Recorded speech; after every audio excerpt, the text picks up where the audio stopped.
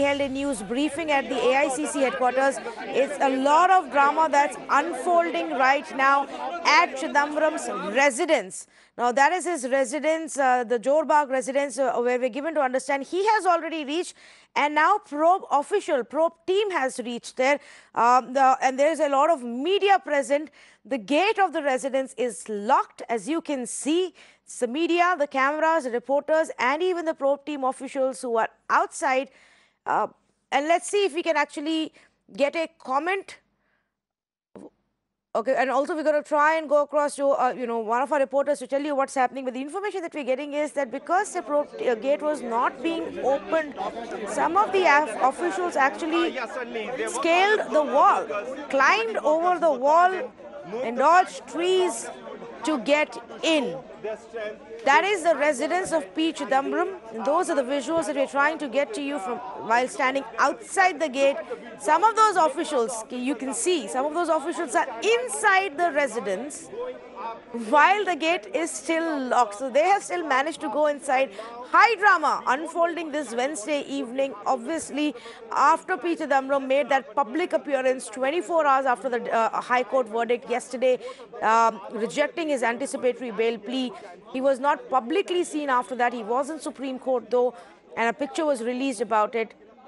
But then only this evening at about 8:15, flanked by senior Congress leaders, P. Chidambaram actually held a news briefing from the Congress headquarters in the national capital, and now the focus has shifted to his residence. Meenakshi Banja joins me with more details. Meenakshi, what's happening right now? Is P. Chidambaram at this residence? We are given to understand that probe team officials are actually scaling walls and jumping over the gate to get inside. Well, Tanvi, this is prime time, great optics for the CBI. First, they could not trace Mr. Chidambaram despite of him being in Delhi. Now, of course, we saw that alacrity with which team was moved to AICC.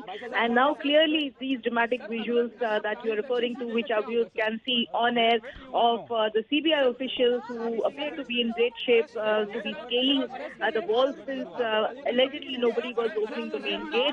So this is high-octane drama, Tanvi, clearly. And this is all happening because Mr. Chidambaram does not have that umbrella of interim protection from arrest. What the CBI's intention right now is clearly pointing towards imminent arrest. But Tanvi, of course, we saw the officers land up at the residence yesterday. We did not know the purpose at that point in time, whether they want him to just join investigations for the purpose of further questioning or arrest.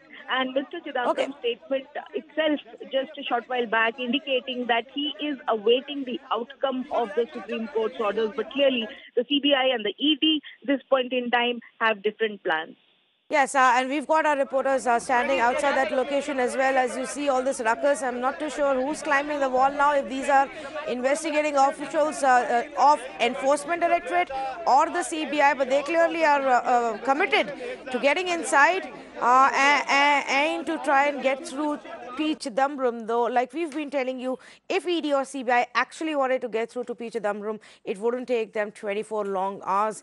They wouldn't be so clueless about where India's former Home Minister or Finance Minister is at any given point, especially if they believe he's very, very crucial to their investigation into one of the biggest scams that they are investigating right now. Tushar is joining me right now. Tushar is at that spot. Tushar, what can you tell us? What's happening there?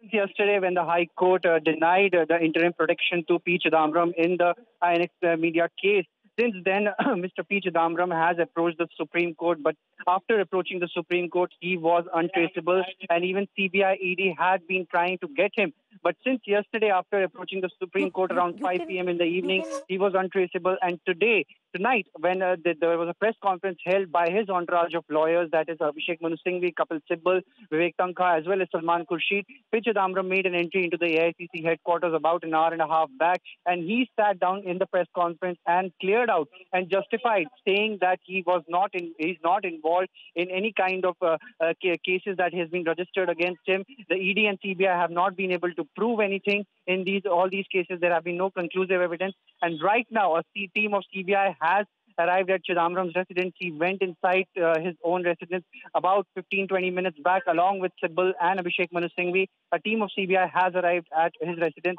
to see what further action they will take.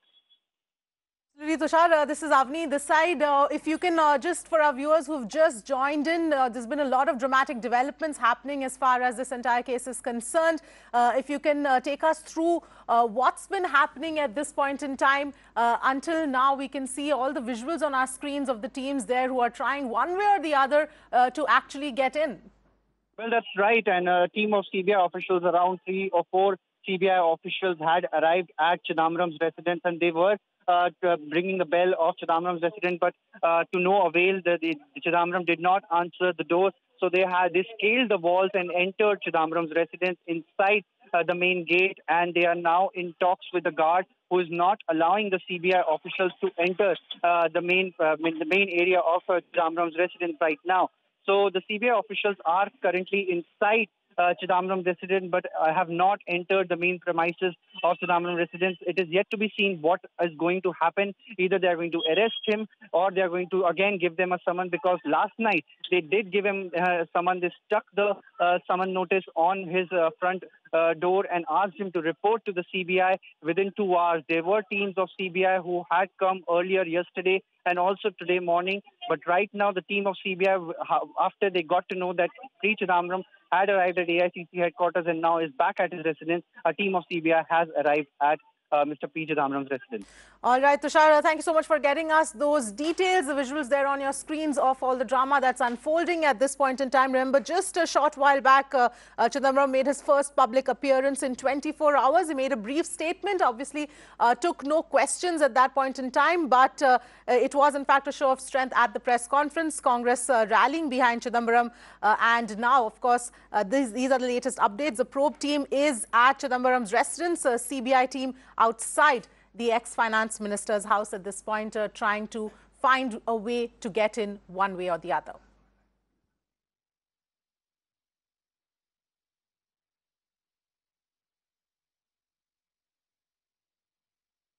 Let's in fact listen in to what he had to say earlier on. While my lawyers, all senior counsel, were moving the Supreme Court, other lawyers and I worked through the night last night to prepare the papers. We completed the task only this morning and immediately filed the appeals in the Supreme Court. I was working alongside my lawyers the whole of last night. Today, throughout the day, I was with my lawyers following the proceedings in the Supreme Court. I was aghast that I was accused of hiding from the law. On the contrary, I was seeking the protection of the law. I was accused of running away from justice. On the contrary, I was engaged in the pursuit of justice. My lawyers have told me that despite their impassioned pleas, the cases were not listed for hearing today, nor will they be listed tomorrow, but will be listed only on Friday. I bow down to the orders of the Honorable Supreme Court. Between now and Friday, I shall walk with a clear conscience and my head held high. I shall respect the law, even if it is applied with an unequal hand by the investigating agencies. In the name of freedom, I can only hope and pray that the investigating agencies will also respect the law. Well, that, of course, was what P. Chidambaram had to say just a short while back. But we're going to continue tracking all those developments as and when they happen. There have been a lot of dramatic developments through the last few hours, and we'll continue to track them.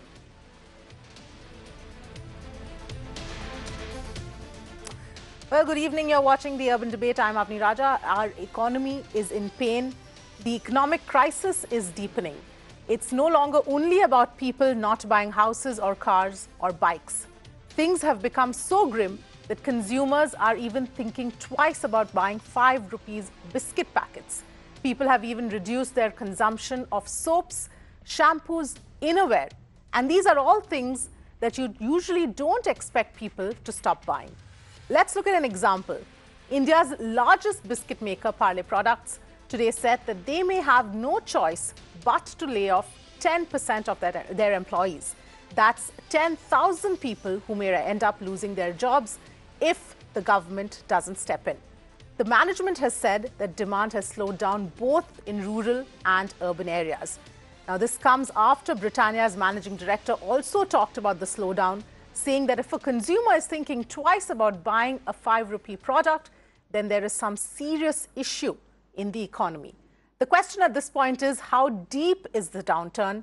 Is the slowdown just part of the ups and downs of an economy, what is known as a cyclical slowdown, or is there something much more fundamental at play here? When will we see concrete words in action that will give us the confidence that those governing the country are in control of the situation and doing all they can to turn things around? That's the big question that we'll be asking today. But before I introduce my guests, let's listen into what Mayank Shah, category head of Parle Products, had to say on this issue. We have been talking about it to government, saying that, this is not right, because biscuits below 100 rupees per kg were actually exempted from excise in the earlier tax regime. The principle of allocating a particular GST slab was, of a revenue neutral rate. So by that logic, it should not be subjected to 18% GST and clubbed with other premium biscuits, which are at 200, 300, 400 rupees per kg. So we anticipated that, if you are subjecting it to higher GST, there would be a price hike which would have an impact on demand. Now, while we were very hopeful and very optimistic about government reducing the GST, and we waited for almost like more than 1.5 years, that did not happen. And we were forced to take a price hike. So as a result of price hike, these are very price sensitive categories. As a result of price hike, there was a dip in demand, and what aggravated was the slowdown in economy. So both the things put together has further aggravated the situation.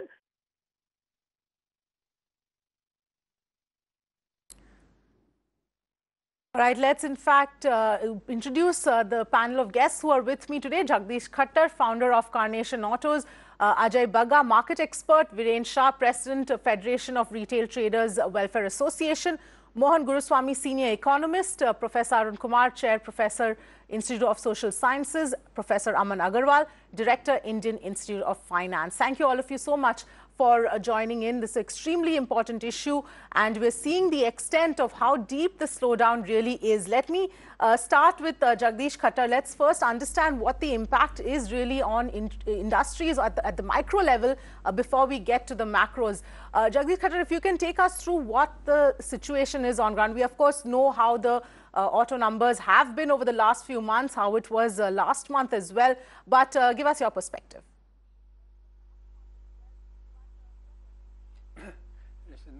As you mentioned, I think the problem is far wider than automobiles, and it's time that we realize that we are in a crisis situation.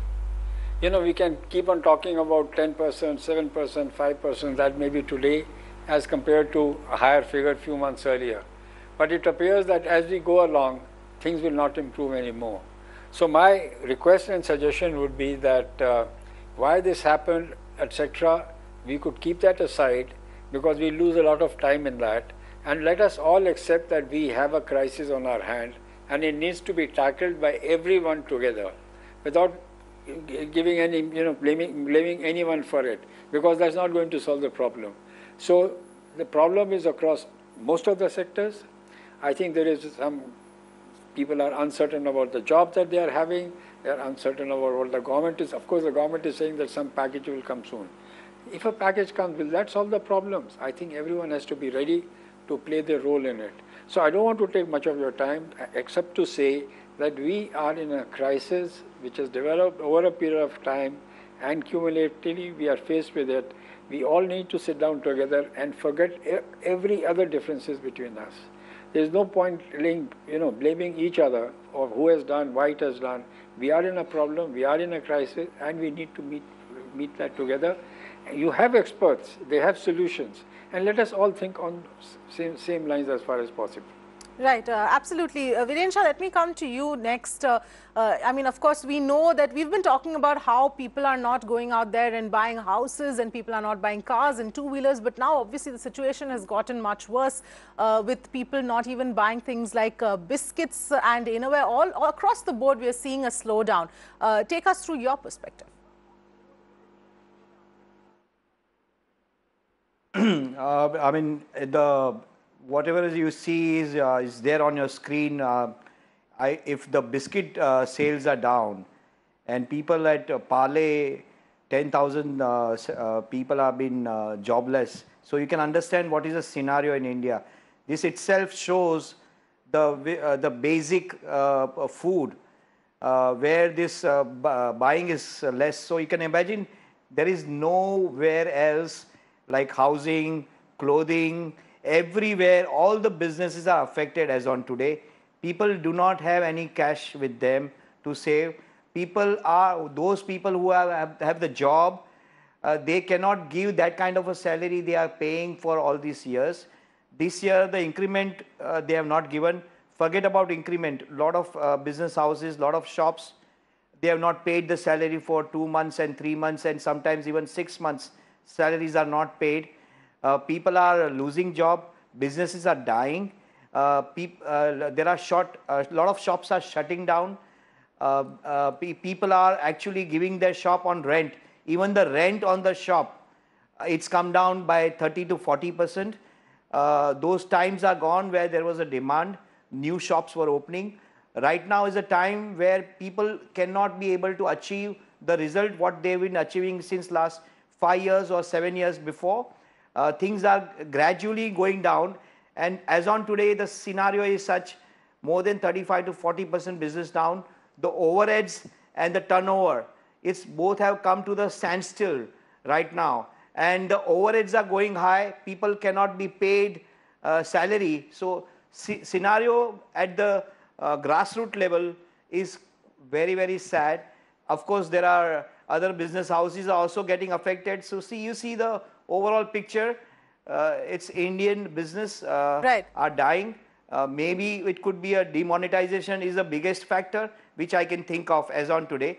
But otherwise, all over the world, business is slow. So maybe that is another effect. All right, Ajay Baga, let me bring you in here. You know, from your perspective, we know, of course, as far as the stock markets are concerned, they've been extremely volatile.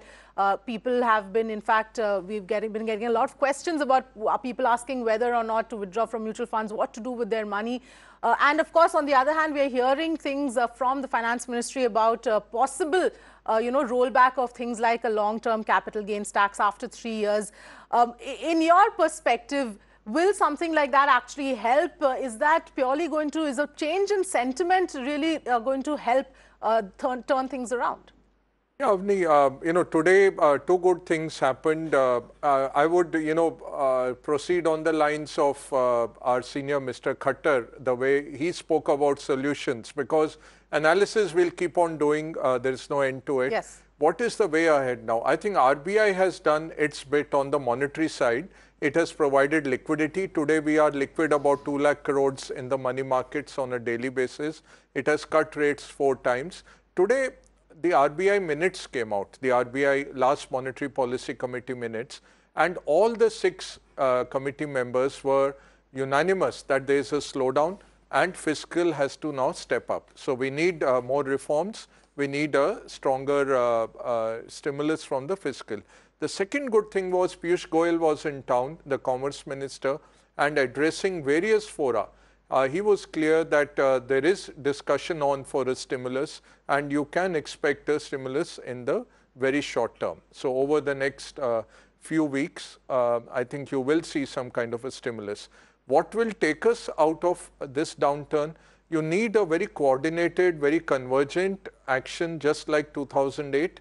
2-3 measures that have to be taken. This is not the time to be fiscally very austere. We have to let go on the fiscal deficit target and pump prime the economy. That can happen 2 ways. One is through creating some infrastructure, creating some jobs. That will create a positive multiplier. Second is on the consumption side by tax cuts, immediately helping put more money in people's pockets so that they consume more and the economy gains traction. I think fiscal stimulus is, in short, what we have to look forward to.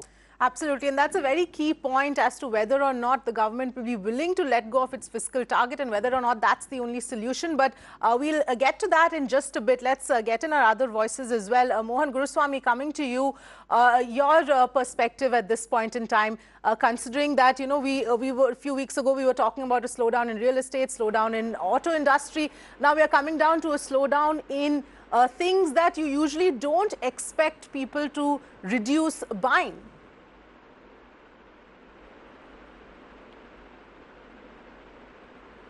Well, you know, we have our economy, the slowdown has very little to do with externalities. You know, our economy is not particularly integrated with the global economy. So the global buffeting, which helped us in 2008, which we were insulated, also applies even now. What is happening is the internal situation has become terrible. And it's a direct consequence of demonetization, where you sucked out huge amounts of cash, rendered huge number of people jobless, shut down lots of industries, and the consequences are still being felt. And the government hasn't woken up to this. The trends have been very clear. All indicators have been very clear for the last 8 or 9 months. Car sales, all these indicators, motorbike sales, tractor sales, consumption of FMCG, all have been reported for the last 8 months, and the government hasn't woken up. And even now they haven't announced a package.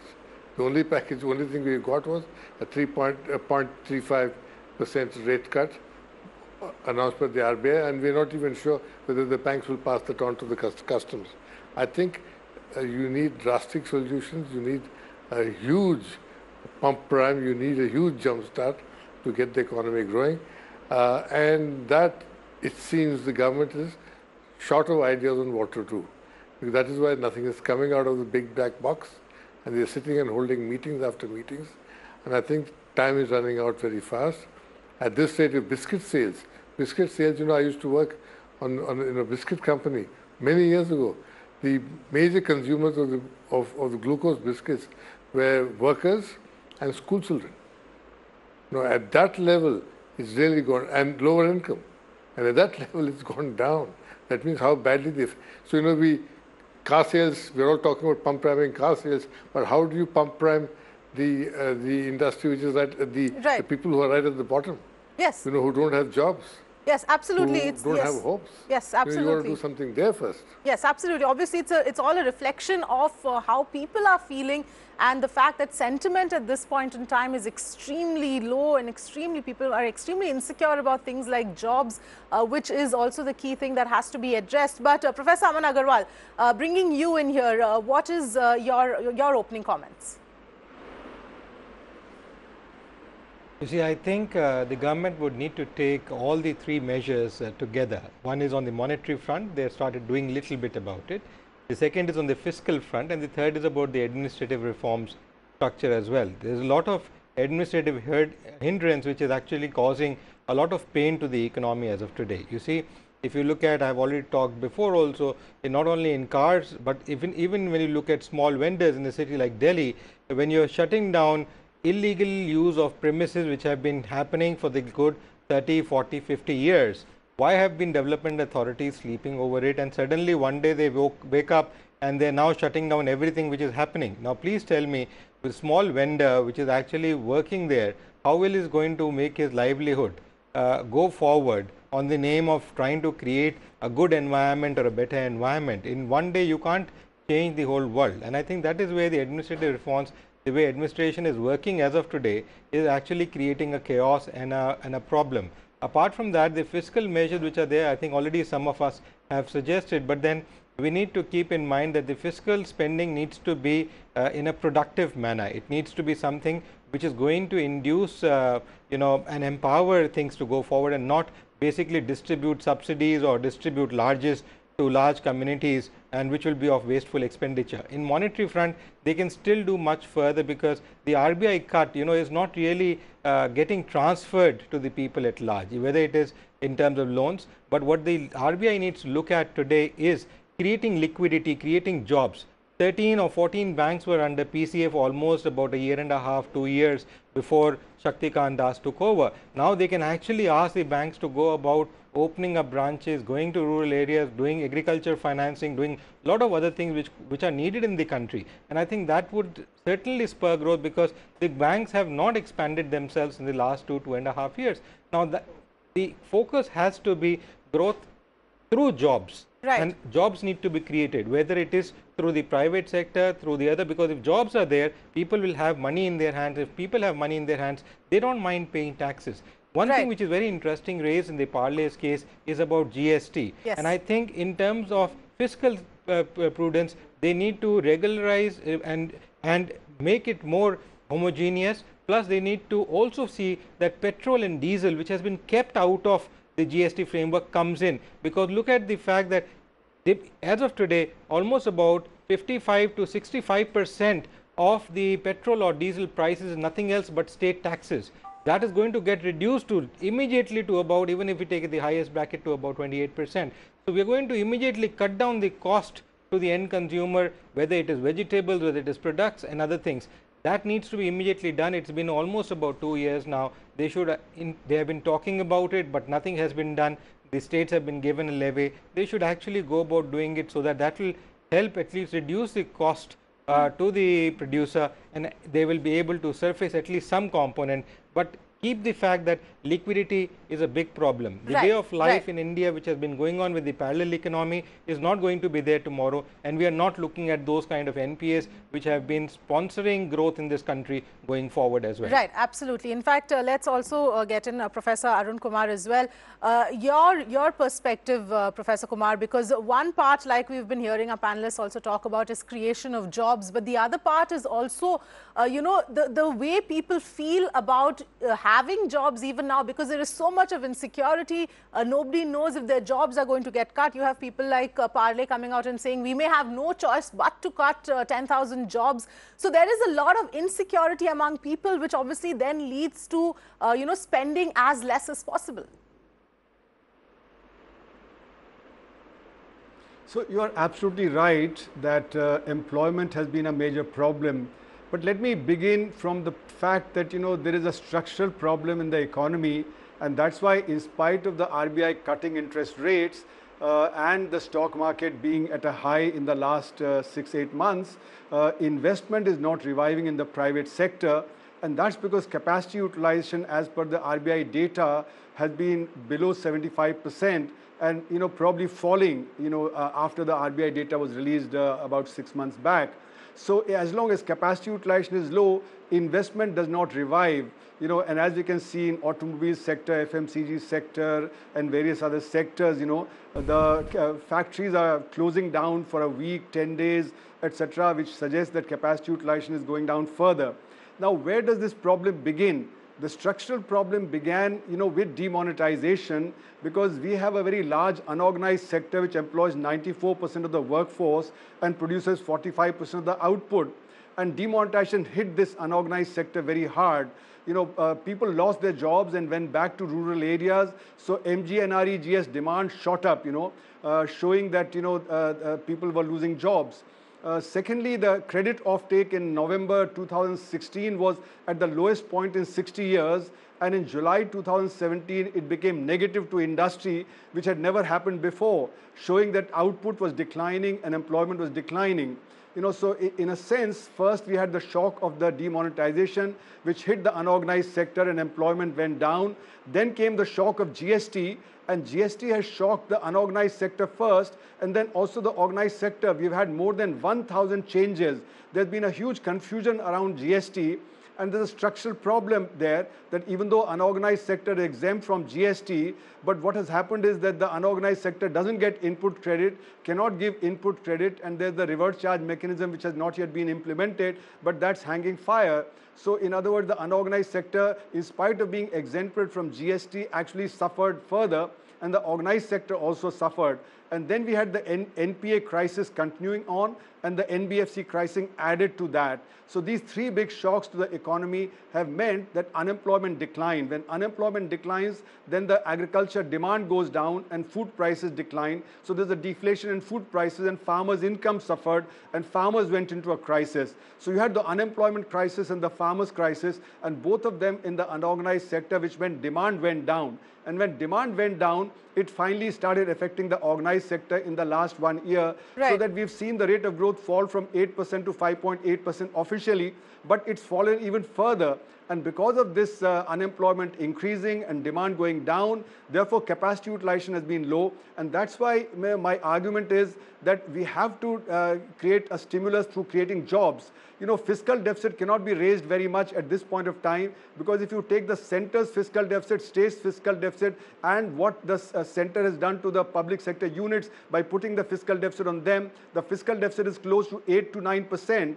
And therefore, there's not much scope for the fiscal deficit to be raised. But what can be done is employment can be raised through investment in education and health, which are employment-generating sectors, and in rural infrastructure. So we need a stimulus for the unorganized sector, even more than a stimulus for the organized sector. But unfortunately, the voice of the unorganized sector is very weak, and therefore people don't talk about the unorganized sector stimulus. People talk about the organized sector stimulus. And I don't think GST rates can be cut very sharply. For instance, petroleum goods cannot be really brought into GST, because then the revenue of government, which is already short on GST by about 1 lakh crores, that will fall even further if you cut the the tax rates on petroleum goods. Yes, absolutely, Professor Kumar. If I can just interrupt you there, we'll get into the specifics, but just to sort of summarize so far what we've heard from the government at this point in time, we've seen that meetings have been held by the finance minister across different industries to find out what really can be done. We've heard about a stimulus package that will perhaps be announced sometime soon, but we have no idea about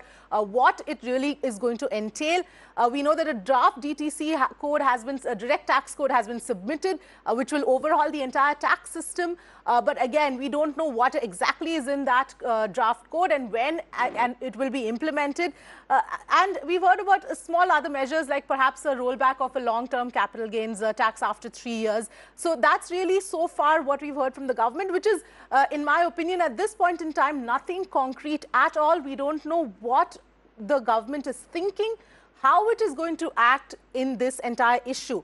Meanwhile, like we've also heard, as far as the demands from various industries are concerned, there is the demands from the auto industry to cut GST, demands from the consumer goods industry to cut GST, like for the biscuits below a certain price, and of course there's the real estate industry. So all of these demands are there to cut taxes, to provide stimulus, and then of course there is the entire fiscal balance that the government also has to maintain. So Ajay Baga, coming to you here, there is this opinion, like you also pointed out, that government should perhaps just increase spending and not think so much about fiscal at this point in time. Is really that the solution for the government and can the government afford to do that? Well, we did that in 2008. We took the fiscal to more than 6.5%, and that helped to make sure that the Indian economy did not go down the way of the global economy. So that is the shortcut, if you ask me. The other measures are very structural. So what has been happening is we have been taking a lot of concentrated bitter medicine altogether without any safety net. So what we really need is continue the reforms, whatever reforms are happening, the redistributive justice, that is good, but you need to give some relief to at least certain sectors which are very high on employment, like textiles, like construction, like real estate, like automobile, which has a lot of employment around the economy. We are not asking to give a package to IT or pharma, for example. Their margins are protected and they are outside looking, external focused sectors. They're doing well. What we need is the internal consumption in India, and there you don't have any easy solution. The monetary policy has done a lot already. Maybe they can cut rates again by about 50 basis points over the next 3 to 4 months. but their arsenal is largely exhausted. You have to fall back on fiscal, pump prime the economy, and that is twin. One is increase the expenditure on infrastructure, bring in a package for certain sectors which are in deep trouble and which can generate a lot of employment, and third, give something back to the consuming classes. The other thing, Avni, is that our rural wages have really stagnated. Last 4 years, the rural wages have been growing at about 3% per annum because the MSP was held very tight. So that has meant a transfer of wealth from rural India into urban India. We as consumers have got food at very cheap prices, but the farmer has not been able to make ends meet. You have to bring in a package for the farmer distress, and all that has to be at a cost.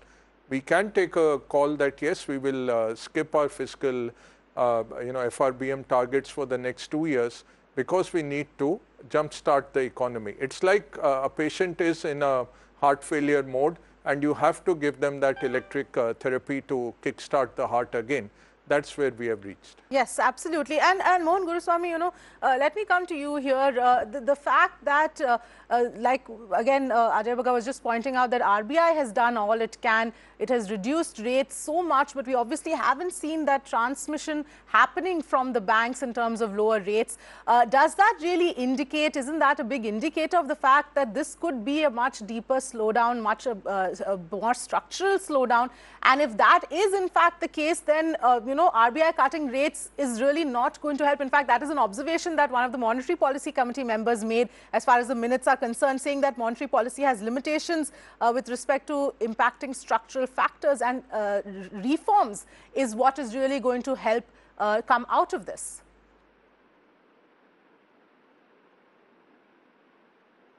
Absolutely. The RBI doesn't, its reach does not extend very much beyond the cities and towns of India. What is happening in the countryside is that you have a huge build-up of unemployment, you have a huge build-up of depression, and you have a huge build-up of people looking to the government for succor, and the government is not able to provide. Now Ajay Baga just spoke about raising MSP prices, but MSP prices only benefit people in a few states and a few regions and farmers with surpluses. How do you help farmers who have nothing? How do you help landless labor? So the best way to get them off is to get them back into the construction industry. Demonetization broke the back of construction industry, and you've got to get people back to work and put money in building infrastructure, building roads, and where people can get day-to-day jobs to revive the economy. That's where your biscuit sales and all these will start picking up. Textiles and all that will start picking up. And then it'll percolate upwards. This percolation downwards is not going to work anymore because at some level the percolation just stops. You're going to push it upwards, and for this you need to revise your thinking. The usual way of timpering with interest rates and things that's not going to work anymore. You've got to put lots of money down there to create new infrastructure, new construction, jobs for people without many skills. For that, it's going to take money. So question is, government should focus on getting money. Beg, borrow, steal, I say, at this moment. And there is money. There is money within the system. There is money outside the system. The government should work on a walk footing to get that money and make funds available for industries, for business people to borrow, to take, and to invest, and for the government to invest in basic industries and infrastructure. Yes. Yes, in fact, Professor Agarwal, if I can come to you here, while we're talking about a lot of the entire way to the solutions to deal with this, the macros, the question really is that what is your sense from what the government has said so far, from the actions, from the words? Because I don't believe that it's so far given confidence at all to people to say that, here is a government who's going to make sure that we don't lose jobs, who's going to make sure that we will have jobs tomorrow, that we will have money in hand and we will be taken care of. I agree with you. The thing is that the very fact that the Prime Minister has raised this issue and he's looking on to this, is certainly a serious concern which has been going and it has spread a wave to the different ministries that it is supposed to be taken seriously. And I think that is something which is very critical, because he as a Prime Minister is not seen quite leniently, he is seen quite strict, and he likes to take things forward. From that perspective, I think that has given a little bit of a wave to the industry. But the important factor which still remains is the fact that the industry is suffering on account of lack of liquidity, which they have been flushed with in the past. They are suffering on account of excessive regulations which are there by the different kind of regulators, and bringing out draconian laws like 10-year car life, 15-year car life, which is not there anywhere in the world. And in a country where car is supposed to be a lifelong asset and not a product like a pen or a pencil. Now that's where you need to go about regularizing things, and fortunately there has been some sense which is put forward, but we still have not seen much. I incidentally tried to talk after this RBI rate cut to large number of banks, trying to see what does they feel, or what kind of home loans, what are the rates, and you will be surprised there is no difference except for the SBI, which has come out with an advertisement which is going to reduce the rates from the 1st of September. There is no bank in the country which has actually reduced a single cent of a rate. And if you see, they do not transfer these kind of benefits, how are things going to happen? In fact, today I wanted to do an NEFT, and I said that there are supposed to be no charges, and I was surprised to see that the bank is still levying charges on NEFT transactions, whereas in June 2019 it came out in front page in newspapers that the RBI has made out circular that there will be no charges. So there is a disconnect between RBI and the banks, and ultimately with the industry. One thing is very clear with this government, and I think which should be taken. Yes, there is in fact a big disconnect. One thing I like to say is very clear with this government is that there was a way of life of creating NPAs, taking loans, not repaying them, and then going forward with it. And that's how the large part of the industry was sponsoring itself. About 5 lakh crores of waiver was the absorption capacity of the Indian economy in the last 17-18 years. Every year about 4.5 to 5 lakh crores was being waived by different governments which have been coming to power. That has been put to largely to a stop. Only about 2.5 crores is being waived now. Now that has given a big shock to a large part of the industrial community, which actually had been surviving on waivers coming through banks, waivers going on whether it is in agriculture. Almost about 2.5 lakh crores waivers were being given to the agriculturists for the amount of loans given to them. About 1 lakh crore on an annual basis was being given to the industry of hundreds and thousands of crores. Yes, absolutely, Amar Agarwal. A point taken there. Of course, banks are dealing with their own issues at this point in time. Banks are dealing with their own issues of NPAs, and they are unable to pass on the rate cut despite everybody from the Prime Minister himself to the Finance Minister to the RBI trying to tell them to reduce the rates. But of course, we'll have to wait and see how and when that really starts translating, and how much that's really going to help in reviving the economy, or at least playing a part in reviving the economy. But I want to go back to Jagdish Khattar of Carnation Autos, because Jagdish Khattar, the RBI governor again in the minutes that were released today has very clearly said that 2 key indicators of rural demand, tractor and motorcycle sales, continue to contract. Of course, so there is one line of thinking that can say that, okay, car sales can be cyclical. It can be called a discretionary expense. People may be choosing not to buy cars. But when you have things like tractors, when you have things like two-wheelers, sort of demand for that sort of contracting, that is a real indication of the rural economy as well.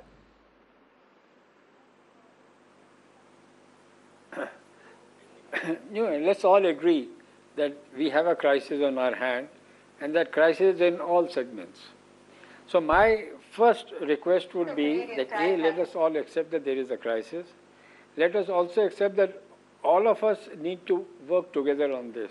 My policy has been that if all of us agree that there is a crisis and we work together, I think 50% of the problem is solved. So we have a crisis in the rural area, in the urban area, etc. Can at the government and political level, I mean, my feeling is, and I have seen few crises in my life, we have not seen a thing like this in the past. And things are going to get worse if we don't do anything. So at the political level, can they all get together and recognize that there is a crisis? And in this, no one will be a winner. I think that's very important. If we play ducks and drakes, we are not going to be winners, and our public is going to last. Solutions are there, all others are there, but we have to work in tandem. So coming back, it's not only rural, urban, and all areas are there. All our political parties and administration need to come together. Let us decide that for a year and a half, we'll work as a team and work purely on merits and not play politics. Once that atmosphere is created, I mean, solutions are there. Only thing is, things have slipped. We have gone back and forth and everything. Right. When we all come first on a same platform that we work together, we have not seen a crisis like this. Yes. And then we start solving. You know, there are options 1, option 2, option 3. These can be discussed as long as there is willingness and unity in seeing that this is the worst that we are facing and we need to get out of it. Right, absolutely. All right. In fact, Professor Arun Kumar, coming to you now, I want to just understand your perspective. There is a lot of comparison being done to, of course, the situation as it was in 2008. But, of course, that situation was completely different because that was obviously led by global events that had a ripple effect. But from the perspective of, what really happened, the impact of that and the impact today that we are facing, even though it's all more internal, how do you see the comparison in terms of the demand, in terms of the way people are reacting, in terms of the consumer sentiment and how people are feeling at this point in time? So, the 2007-8 crisis, the Indian economy was doing rather well, and it was struck by the global factors. But what the government did was it generated demand by pumping purchasing power into the rural areas. For instance, the loan waiver of 70,000 crores, the start of the MGNREGS scheme, the midday meal scheme, etc. Roughly 2 lakh crores were pumped into the economy, and the tax rate, excise duty, etc. was reduced so as to increase demand for various goods. So the Indian economy, instead of having a negative rate of growth, continued to be at about 5% rate of growth at that point of time. But today the situation is different because the internal economy is very weak. It's not strong like it was at that time when it was growing at 8.5%, 9%. So already the internal situation is so weak that there's very little leeway. As I said, the fiscal deficit, which at that point of time had been cut to 3% or thereabouts, is already at about 8 to 9% if you include the state's fiscal deficit, the public sector's fiscal deficit, and the center's fiscal deficit. Right. So the fiscal deficit is already very high, and therefore the leeway in terms of increasing fiscal deficit is not that high. And because the GST collections are low, you cannot cut back further on the GST rates or bring in petroleum goods into the situation, because as happened last year, we were short of revenue by about 1.6 lakh crores last year. And if you cut back now, you'll be short further, and therefore there'll be a further problem that would arise at this point of time. So I think what needs to be done is we need a package for the unorganized sector. The unorganized sector package is what is missing. We all talk about the package for the organized sector, organized construction, organized automobile sector, organized, etc. But it's the unorganized sector, and we need to generate employment at a very large level. We have to see which are the employment generating sectors. The organized sector employs only 6% of the workforce, so that cannot expand very fast. It's in the unorganized sector that we need to pump in demand. Yes. And that's where we need to refocus our demand generation into rural areas by going in for rural infrastructure. Education, where we have never crossed 3.8% on public education, we need to go to at least 6%. In health, we need to go to at least 3%. We have never crossed 1.3%. And these are areas that will generate substantial amount of employment. Right. So if we generate a lot of employment, demand will begin to kick in. And that is where I think we need to really focus. The unorganized sector is very key, because that is where the problem began with. The problem did not begin with the organized sector. So yes, absolutely. Point taken, Professor. At this point in time, Professor Kumar, point taken. And, I do agree with you that it is, of course, unorganized sector is an area that needs a lot of focus. But at the same time, we must also remember that, organized sectors, for example, the auto industry, the ripple effect of the auto industry slowdown also comes onto the unorganized sector. So if you provide a stimulus for an organized sector, automatically the repercussions of that does, in fact, flow down to the unorganized sector, which is at this point even the nuts and bolts of the companies, of the small industry.